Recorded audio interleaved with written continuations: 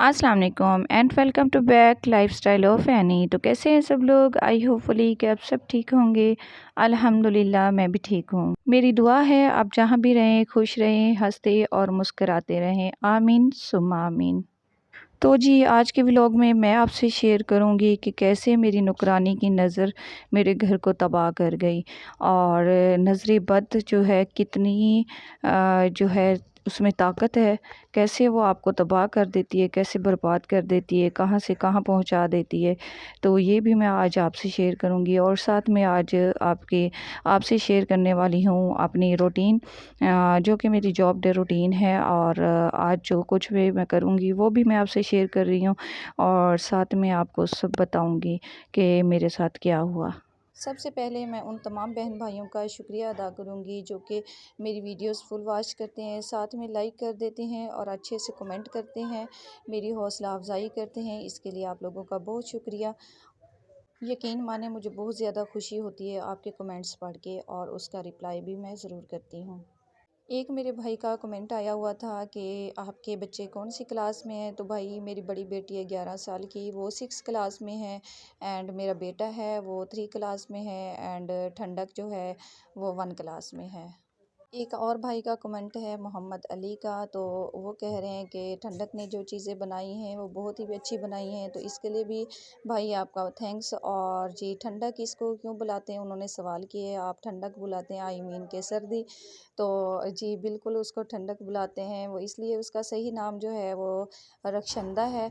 और इसका जो भाई था छोटा था, जब ये पैदा हुए तो ठंडक इसको बुलाता था, वो उसको रक्षंदा नहीं बुलाना आता था। तभी से जो है ना इसको ठंडक बोलना हम शुरू हो गए हैं और अब ये ठंडक बन गई है।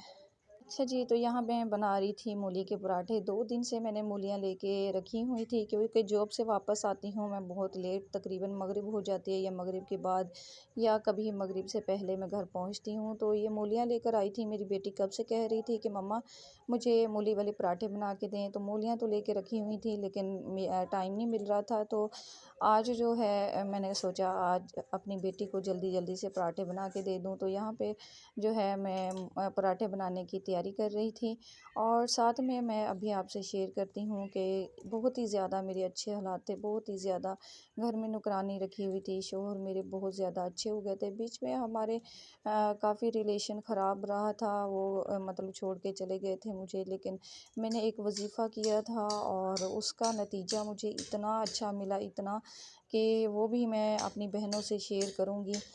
तो बहुत ही अच्छा, मेरे शौहर बहुत मेरे साथ अच्छे हो गए थे, हमारी सुलह हो गई थी और मैं अपने शौहर के पास चली गई थी।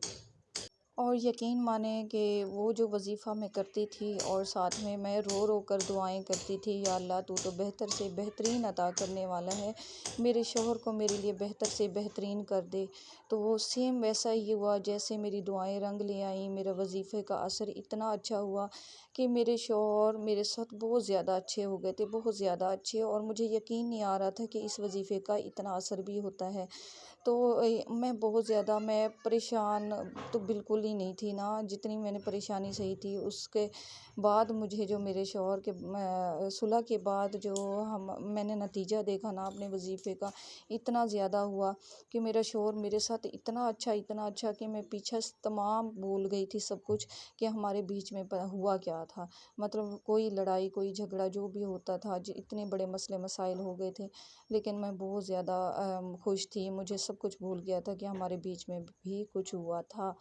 के बाद जो थे मेरे हस्बैंड में मुझे नौकरानी रखवा दी कि भाई आपने घर के काम नहीं करने, सिवाय सालन रोटी आपने खुद बनाना है, वो उसको मैं हाथ नहीं लगाने देती थी नौकरानी को। बाकी टोटली काम जो था घर का वो मेरी नौकरानी ही करके जाती थी। और बस मेरे शौहर ये कहता था कि आप बस सजी सवरी रहा करो, मेरे सामने बहुत अच्छी बन के रहा करो, और जो है बस आपने यही अपने ऊपर फोकस करना है और खाना پکانے پہ جسٹ۔ تو بس میں یہی کرتی تھی کہ صبح میں اٹھتی تھی، ناشتہ بنانے کے بعد میں خود کو مینٹین کر کے بیٹھ جاتی تھی۔ میں بہت زیادہ تیار رہتی تھی کہ میرے شوہر کو ظاہر ہے اچھا لگتا ہے تو مجھے اس کے حساب سے رہنا چاہیے۔ میں اپنا تیار شیار ہو کر اسکول چلی جاتی تھی، ہمارا اسکول ہے تو میں وہاں چلی جاتی تھی نا پڑھانے کے لیے۔ سمجھ لیں کہ بس ایسے میڈم کے طور پر میں بیٹھی رہتی تھی اپنے آفس میں، اور جو ہے ٹیچرز تھیں، ٹیچرز پڑھاتی تھیں، بس ان کی رپورٹس لینا ہوتی تھیں۔ میں اپنے گھر میں بھی بہت مینٹین رہتی تھی، تو جب بھی وہ نوکرانی آتی تھی میں نوٹ کرتی تھی، وہ ہر وقت مجھے دیکھتی رہتی تھی، اور ہم دونوں میاں بیوی اکثر کٹھے بیٹھے ہوتے تھے، باتیں کر رہے ہوتے تھے بہت۔ میں ہنس ہنس کے اپنے شوہر سے باتیں کر رہی ہوتی تھی، جیسے بیوی کے لاڈ پیار ہوتے ہیں اپنے ہسبینڈ کے ساتھ، وہ سب ہم جو ہے نا کٹھے بیٹھے ہوتے تھے ایک ہی چارپائی پہ، بیڈ پہ، اور ہم آپس میں باتیں کر رہے ہوتے تھے، اور وہ کام کرتی رہتی تھی، اور اس کی نظر جو ہے میں نوٹ کرتی رہتی تھی کہ وہ جو ہے نا ہمارے اوپر ہی ہوتی تھی، اور نہ کوئی ماشاءاللہ، نہ کوئی بات، نہ کچھ، اور جی یقین مانے وہ دیکھتی رہتی جتنی دیر وہ کام کرتی رہتی، 2-3 گھنٹے وہ دیکھتی ہی رہتی۔ اور جیسے ہی وہ میں نوٹ کرتی، جیسے ہی وہ گھر سے باہر جاتی نا، یقین مانے ہم اچھے بھلے میاں بیوی بیٹھے ہوتے تھے، اور اچھے بھلے بیٹھے بیٹھے ہماری آپس میں تو تڑا ہو جاتی، اور ہمارے آپس میں جھگڑا ہو جاتا، اور پھر بڑی مشکل سے میں اس کو سلجھانے کی کوشش کرتی، سلجھاتی، اور اس کے بعد پھر روز ہی ایسے ہونے لگا، روز ایسے ہونے لگا۔ آہستہ آہستہ مجھے سمجھ آ گئی کہ نا اس کی ہمیں نظر لگ جاتی ہے، جیسے ہی وہ باہر جاتی تھی ویسے ہی ہمارا لڑائی جھگڑا شروع ہو جاتا تھا۔ ہم پھر ایک ایک ہفتہ ایک دوسرے سے نہیں بولتے تھے، اس طرح ہو جاتا تھا، حالانکہ کوئی لمبی چوڑی باتیں نہیں ہوتی تھیں، لیکن ہمارا ایسا مسئلہ چلتا رہا۔ ہم ہفتہ ہفتہ 2-2 ہفتے ایک دوسرے سے بولنا چھوڑ دیتے۔ ظاہر ہے جب ایک دوسرے سے بولنا چھوڑ دیتے ہمارے موڈ بھی آف، ہماری وہ مینٹیننس بھی آف، تو وہ پوچھتی بھی تھی کہ کیا ہوا ہے، تو جو ہے نا میں کہتی تھی بس کچھ بھی نہیں، جو ہوتا ہے گھر میں، ہر گھر میں ہوتا ہے وہی ہوا ہے، تو ٹھیک ہو جائے گا، بس یہ کہتی تھی۔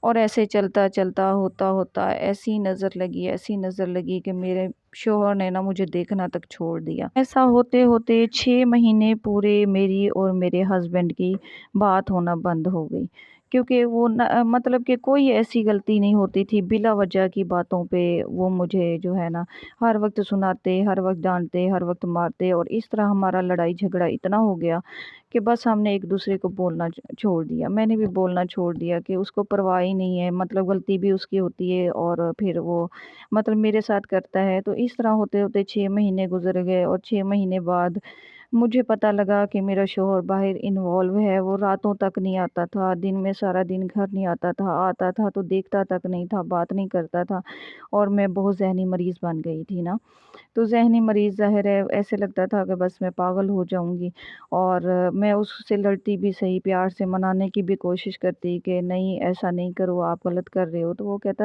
تم ہوتی کون ہو مجھے روکنے والی۔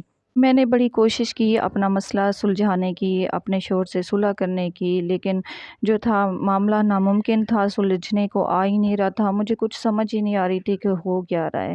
اور اچانک پتہ چلا کہ میرا شوہر بس اس کو چڑھی ہوئی ہے کہ میں نے اور شادی کرنی ہے، اور بس مجھے کسی نہ کسی طرح سے اس کی سوچ تھی کہ میں گھر چھوڑ کر چلی جاؤں۔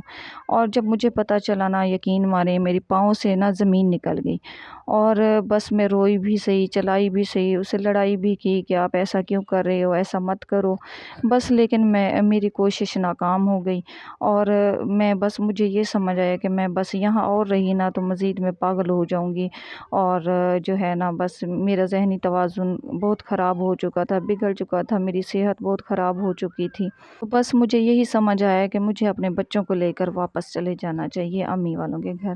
تو میں بچوں کو لے کر میں آ گئی کہ میں نے سوچا ظاہر ہے میرے جانے کے بعد شاید اسے میری کمی کا احساس ہو، اور وہ صحیح ہو جائے، اور پھر وہ مجھے لے اور مجھے لے جائے آ کر۔ لیکن اس دن کے بعد سے نہ اس نے کبھی رابطہ کیا، نہ وہ لینے آیا، اور نہ ہی اس کو میری ضرورت رہی۔ تو نظر بد ایک ایسی گندی چیز ہے نا کہ میں کہتی ہوں کہ بندوں کو تباہ کر دیتی ہے، اچھے بھلے بستے ہوئے گھر کو تباہ کر دیتی ہے۔ وہ کہتے ہیں نا کہ نظر بد جو ہے نا اونٹ کو ہانڈی تک اور بندے کو قبر تک لے جاتی ہے، اور نظر بد بڑی گندی چیز ہے۔ اللہ ہر کسی کو نظر بد سے بچائے۔ میں نے کتنی بار اپنے شوہر کو کہا بھی صحیح کہ ہم اچھے بھلے صحیح بیٹھے ہوتے ہیں، ہنسی خوشی بیٹھے ہوتے ہیں، اور یہ جب نکرانی جاتی ہے تو ہمارے ایسے ایسے جھگڑے پڑ جاتے ہیں، ہم آپس میں بلا وجہ لڑنے شروع کر دیتے ہیں، آپ ایسا کریں، نکرانی چینج کر دیں یا اس کو چھڑوا دیں، میں گھر کے کام خود ہی کر لوں گی۔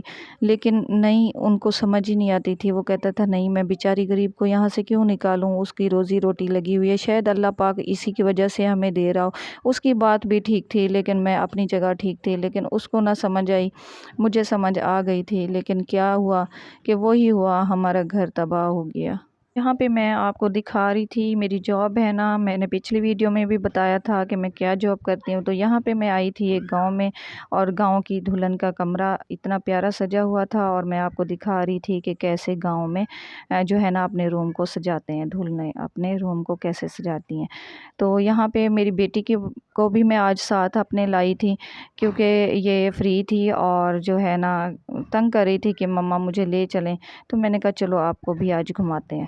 تو وہ یہاں پہ یہ بکری کے بچے تھے کسی کے گھر میں، تو یہ بہت خوش ہو رہی تھی ان کے ساتھ، یہ بہت ہی پیارا کیوٹ سا بچہ تھا، اور اس کو لے کے بہت خوش ہو رہی تھی یہ۔